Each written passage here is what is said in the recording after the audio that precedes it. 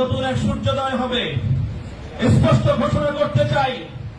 আর যদি একটা গুলি চলে, হেফাজতে ইসলাম বাংলাদেশ ঘরে বসে থাকতে পারবে না। আমার সন্তানের লাশ নিয়ে আমরা কবরস্থানের দিকে যাব না। পরবর্তী সন্তানের লাশ কাঁধে আমির হেফাজত ইনশাআল্লাহ রাজপথে যখন নামবেন, টেকনাফ থেকে তেঁতুলিয়া পর্যন্ত পাক ভাঙ্গা সেই গণজোয়ার রুখে দেওয়ার সাধ্য কারো হবে না।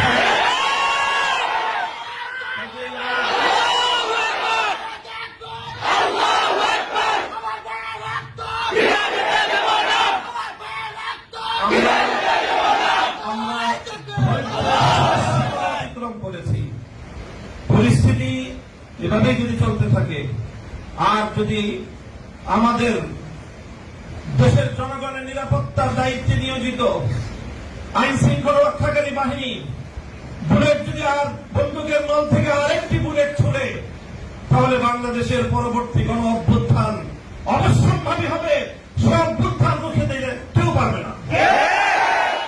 আমরা আল্লাহ পাক রব্বুল আলামিনের কাছে দোয়া করব, যারা বৈষম্যের বিরুদ্ধে জীবন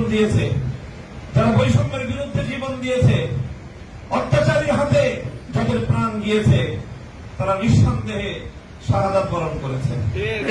কাজে সেই শহীদদের আত্মার মাগফিরাত শুধু নয়, বরং শহীদদের শাহাদাতের কবুল হওয়ার জন্য আমরা দোয়া করবো আল্লাহর কাছে।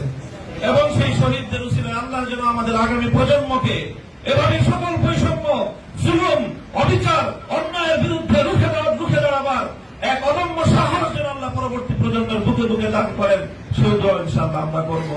আখিরু দাওয়ানা আলহামদুলিল্লাহি রাব্বিল আলামিন।